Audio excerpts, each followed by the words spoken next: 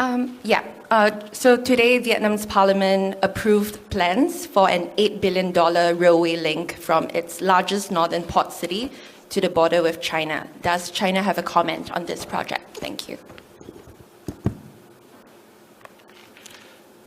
去年以来，中越双方多次 Since last year, China and Vietnam have made multiple rounds of exchanges views on interconnectivity of the railways between the two countries and agreed to accelerate the planning for the standard gauge railway in relevant cities in Vietnam and accelerate the alignment of China's railway with the standard gauge railways in Vietnam. And I refer you to competent authorities for specifics.